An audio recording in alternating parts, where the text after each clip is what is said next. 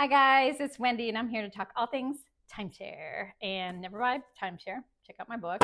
And today I'm going to talk about better alternatives, how to vacation without a timeshare, right? Because there's some people who are like, I don't even know what to do because I only go to Myrtle Beach in my timeshare, but now I want to start trying to do something different, or I unloaded that thing. Hallelujah. And I want to do something different. So, how do you vacation without timeshare? Well, first of all, you vacation without regret, without bad decisions, without huge maintenance fees dogging you, whether you use it or not. So, let me give you some alternatives that are going to give you some more freedom, better value, and zero long term obligations with traveling. So, great. So, number one thing is a lot of times people like timeshare because if you're like, I have a family of five, right? So we're too big for kind of a hotel room to be comfortable, or maybe they want to bring some friends, or one of them's married, they need separate rooms, we need a kitchen, we all want to be at the beach, we want to stay together, we don't want to get all these individual hotel rooms because it's uncomfortable.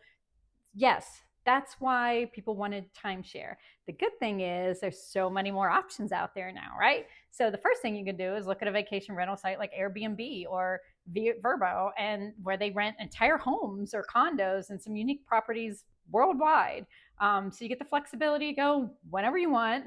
You're like, oh, okay, I'm going to go down to South Carolina, or I'm going to go to the Outer Banks and I want a house to fit 10 people. You can go on there and your specific dates, you're not locked out, right? And you don't have to pay extra exchange fees, or you don't have to see that, oh, there's no availability, because you're going to be able to find something. And there's, no maintenance fees, no long-term commitment, usually some better amenities than even the timeshares, and some competitive pricing because it's become a huge market. So first place you want to look is that Airbnb or that Verbo there.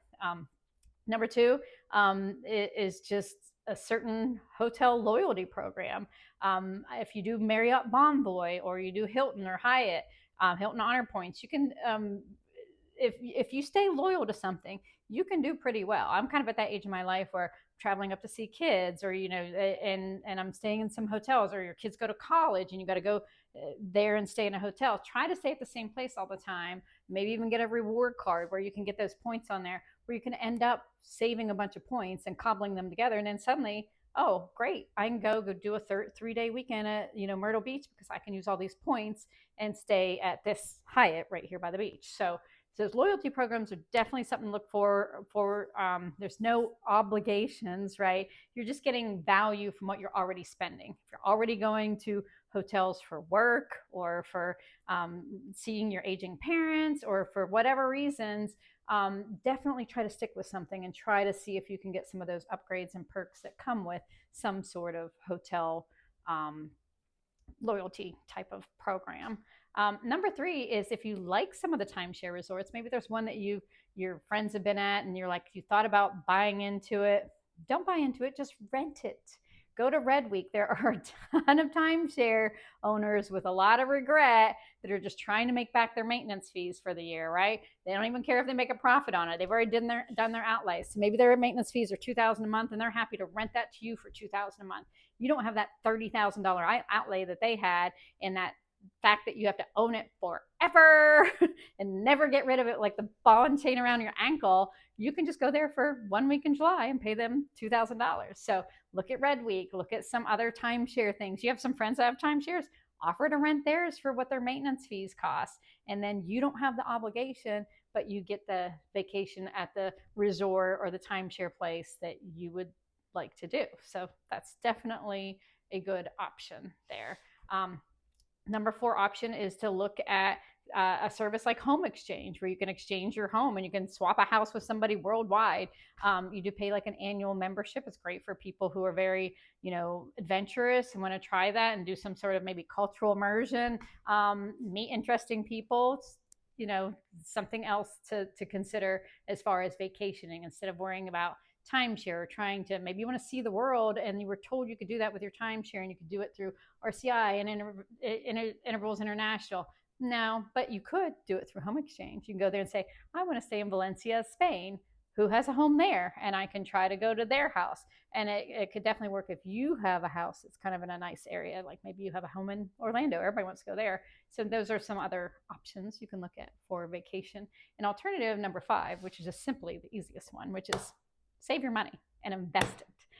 Take your $25,000 that you want to plunk down on timeshare and invest it. Invest it in index funds. Use the growth to pay for annual vacations. Keep complete control of it. Dividend fund. A lot of times, some dividend funds will give you like $1,200 a year or something. Use that for your vacation fund. Build wealth instead of debt.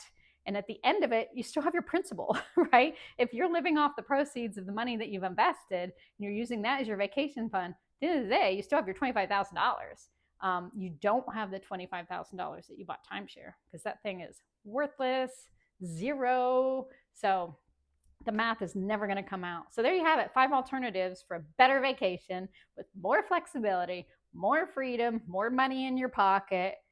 You're going to win every time by staying away from timeshare. So let me hear it in the comments. Where have you vacationed recently? I'd love to hear about it. I just vacationed recently at Hollywood Beach in Florida. And I went last minute for a week in the middle of the snowstorm when everybody wanted out, right? So high pricing, $2,000 for the week because we were Bonvoy members. We stayed at the Marriott right on the beach, had breakfast every day, and well worth it. Well worth it than if I had a timeshare and I got to go last minute, just when I felt like it, not having to try to like secure this 13 months in advance, pay my maintenance fees, and not get free breakfast and bicycles and all the other little amenities that I got. Plus, I got Bonvoy points at the end of it all that I can use in the future. So again, there's so many other things you can do. Tell me about it in the comments, hit subscribe, and never buy timeshare.